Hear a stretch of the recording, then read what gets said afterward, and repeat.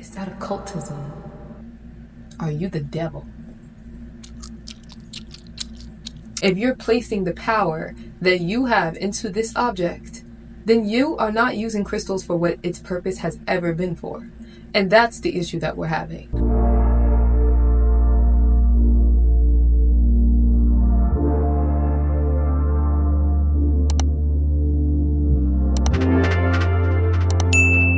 Welcome to the ZEN DEN. My name is Timone, and I hope this becomes your comfort space, your happy place. And if you're a spiritual girly, I want you to start sitting and get the sipping. Crystals is a conversation that, of course, comes up when we talk about spirituality, and people love to laugh at people who like crystals. It's not real. It doesn't give you magic, woo-woo, and all of the other stuff. However, I digress. I think we highly underestimate the ability and the prowess that our own mind can give us, not even just give us, but even do to us. And what we see with the crystals, and why for thousands of years so many people have loved crystals, have been enamored with them, and even mesmerized with them, isn't because the crystal actually holds power, but it's because of the power that the people have put into the crystal. So let's go on a history trip, and we're going to go back 30,000 years ago to ancient Sumeria. We have talked about the civilization in my previous video about spirituality, so if you're interested in that, you can go take a look. Back in ancient Sumeria, they had found relics, and these relics were crystal bracelets and even amulets. And they weren't able to find a lot of history about the ancient Sumerians and how they utilized the crystals, but one thing remained true about the ancient Sumerians and their relationship with crystals. They loved them. They loved them so much that they used them in a lot of their medical and medicinal practices that they would use to help heal people, because they believed that crystals had healing properties. Ancient Sumerians were not the only ones to have this relationship. There even was a look into the Neo-Paleolithic era, back in the Ice Age, and there have been a lot of relics like shark teeth that were found, and even historians believe that these shark pieces and some of these relics of bones that they have carved, and even some stones that they had found, may have been used in some sort of spiritual practices or rituals, ideas, and belief systems, because they believe that these things not necessarily held power, but could amplify the power and the intentions of their own. In ancient Egypt, they had a lot of thoughts and beliefs around crystals. Crystals served two different purposes, and this is even when we see the idea of duality kind of present itself, because crystals served a symbolic purposes, and because they had symbolic and spiritual purposes, this gave them material value. The material value started to be that crystals would be used as jewelry. They would be used as adornments, and these adornments were used to give everybody a societal value in the hierarchy and in their social culture. So if you were wearing specific types of jewels on your necks and you were adorning certain types of jewelry, this was an indicator of your societal status. And that is something that we actually do see still happening today in modern day, although it's not as openly talked about or even used. It does still exist. Now, the ancient Egyptians didn't just use them for their jewelry, adornments, or even for their spiritual rituals. They also, much like the Sumerians, they still believed that crystals held healing properties, so they would use these in their medicinal practices as well. For example, any crystal that was green or any stone that was green was connected to their heart and was believed that it could help heal any ailments that were connected to the heart, or even protect ailments of the heart. So green stones were included in a lot of burials back then, and they were used because they believed that this was the heart of the deceased and that the green stones would be used to protect them as they went to the other side. We also seen that a lot of green stones later would be used in civilizations in Mexico as well.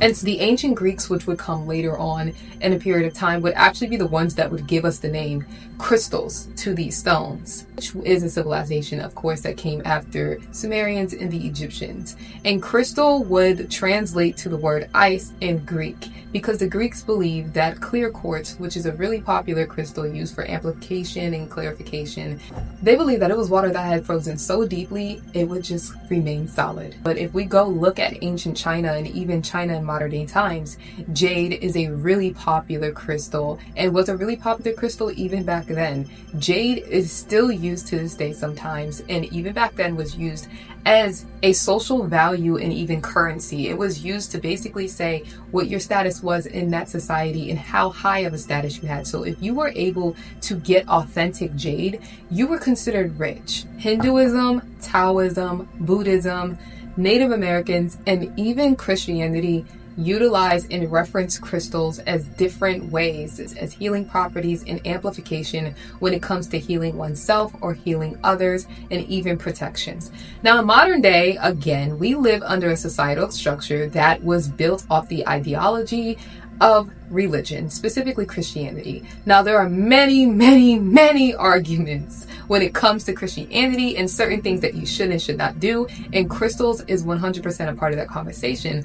Y'all, I was not going to speak on this topic until I felt led to, but I seen this video at work, and Christians can and always could have things like gemstones and crystals. Because people wonder, if you're Christian, should you partake in playing with crystals and chakras and astrology, or is that occultism? Are you the devil? Digress. That's not for me to figure out, and it ain't none of my business. But what I will say is that crystals in modern day times still have a lot and hold a lot of the same meaning that they held back then. Crystals are still used for healing. They're still used for protection. They're still used for these things and even amplification. The problem that we're having in modern day society and the conversation that has with crystals is that people are starting to get a little delulu. And because we have commodified crystals, they have become more commercialized, and propaganda is all around New Age spirituality as a whole. Then of course, crystals now has become more of a prop than it is an actual spiritual or even a historical object. One thing I want to clarify is that crystals in and of itself as an object is never the thing that holds the power. Crystals were created by belief. Literally, someone believed that by looking at this thing, they were able to amplify their own desires, their own intents and purposes that they already had for themselves with this thing. And they thought that if I can place this next to me, I can use it as a visual representation for the action I am already attempting to perform. Crystals were never meant to be something that you go and grab because it is the power. Crystals were supposed to be something that you go and grab because you are the power and you wanted something to be the visual representation of that power. Even in our society and our culture as today, we can even say that crystals can still hold its original intent and purpose and value when it comes to societal structure, of the value that it holds when it comes to materialism and status. Because I will say, a lot of people who participate in New Age spirituality, we have gone over the definition of spirituality in our previous video. And when it comes to spirituality, again, it is something that you are supposed to be doing as moving away or opposing material and physical things. However, I would like to argue that people who are spiritual, many, are not actually moving away from material things or even physical things. But these material and physical things are a representation of what already exists metaphysically, mentally, spiritually. And it is about how you value these material and physical things that matter most. Crystals became popular at the same time that holistic healing, as well as other conversations around New Age spirituality, became popular. That was the 70s into the 80s. And then we saw another wave happen when the pandemic happened back in 2019. And we saw another conversation start to stir within the people. But I would like to say that conversation actually began probably around 2016. The available research that we do have surrounding crystals does classify it as a pseudoscience, as is a lot of metaphysics in general. The thing about crystals that I will say that comes with the research that we have done scientifically about them is that they have been acknowledged by scientists to hold a placebo effect, but there is no evidence to present any more effects or benefits of crystals beyond the placebo effect. One thing we can say, and that has been scientifically evident, is that your mindset and the thoughts and the process, the ideologies and the beliefs that you do have are very important when it comes to the impact of your actions. It is very unethical, the things that they do to gain crystals. Like I told you, most crystals nowadays aren't even true, real, raw crystals. Most of them are heat treated, plastic or glass, and not real, but they're marketed as such. But the conversation about how unethical they are to possibly source is very valid. This conversation leads into something that I also talked about in the previous video about the cultural appropriation that surrounds spirituality as a whole, but specific items and tools that are associated with New Age spirituality, and crystal is one of them. For example, this person mentioned Afghanistan, which is the Middle East. When we look at the Middle East, for example, Hinduism and even Islam are really big over there. And crystals, I don't know about Islam, but I do know in Hinduism have held huge reverence and have had a lot of, again, symbolism that we talked about earlier in this video. When we are looking at the ethics behind utilizing a lot of these tools that we do in our practices and our rituals, we have to talk about the ethics of the cultural appropriation that also happens when we do this. Because the cultural appropriation isn't as simple as you're just partaking in something that does not belong to you, but you're actively harming these communities by partaking in these things. I'm going to be honest, when I started collecting crystals, I didn't know anything about how unethical it was and the mining and what actually happened. However, when I did, I expeditiously stopped buying my crystals because I'm not going to partake and continue to further harm these communities who I have already had their culture and belief systems appropriated, commodified, as well as commercialized. But now they're also even being stolen from to the point where they can't even live within their communities, the same communities that we are taking from. So I think the real question that we have to have when it comes to crystals is, to what extent can we participate in certain spiritual practices and utilize their tools and items? And my answer to that would be when you start doing your research on history and you actually learn to respect a lot of these practices, especially the ones that are closed practices or closed religions, because too many people do take from that with no regard or respect. And if we're coming from a place of being spiritual, then respect would be the one thing that makes us a collective. We are all individuals in a collective, but we have to exist collectively. So the least that we can do to make sure that we are existing and coexisting peacefully is at least respect the history and the cultures and traditions that are tied to certain tools. And when someone asks us to put them down, put it down.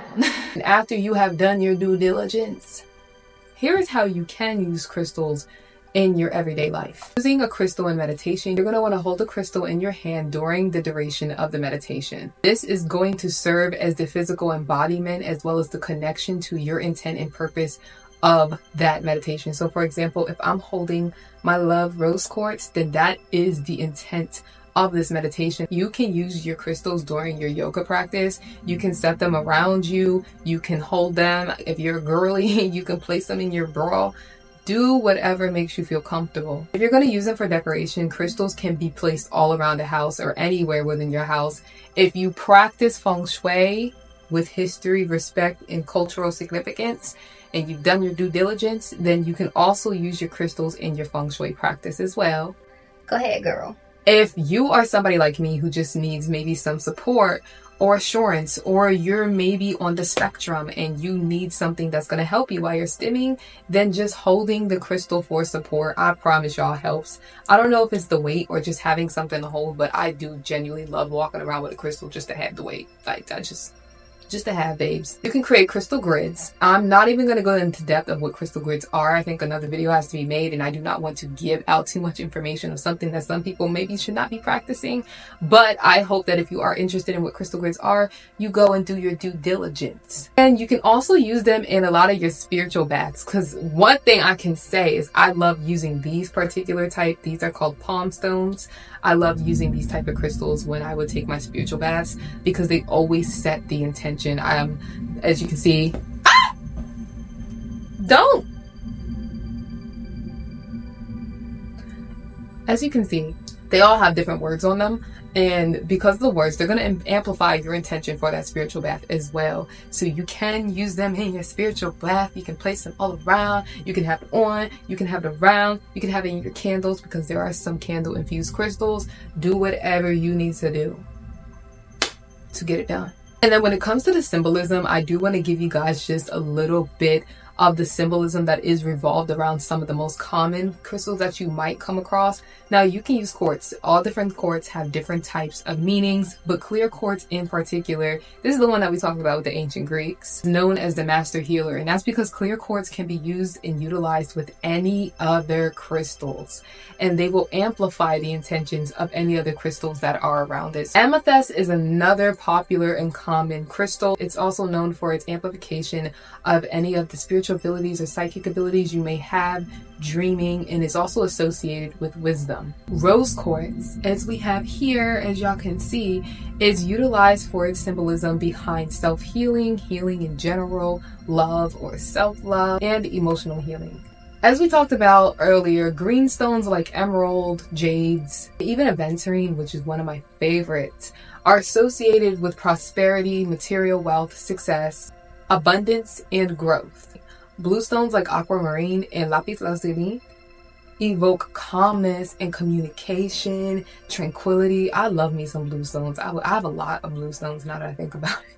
Then black stones, which are also my favorite, like onyx and tourmaline, because I keep way too many of them around, are known for their ability to protect, deflect, and transcend, transmute, transform. I'm gonna tell you, got all the T's. Get you some black stones. Only if you've done your due diligence. And even though crystals, although may not have any evidence of anything beyond the placebo effect, we can still see that in modern day times they have shifted from just being mystical healing objects to actually holding a lot of scientific and even aesthetic value in our society, to the point that it has even created a social construct around itself, around the status that you have in one society if you do or don't have crystals. And if you enjoyed this video, I know you're done sipping your tea because it was good. I want you to come back because we're going to have another session. We are never done sipping. So I hope I get to see you next time where we'll sit and sip again. If you are interested in hearing more conversations around spiritual topics, concepts, and other ideas and opinions, then I definitely advise that you don't have to, babes, but you might want to subscribe and put on that notification bell. Thank you for coming to the Zen Den. You have been Zen.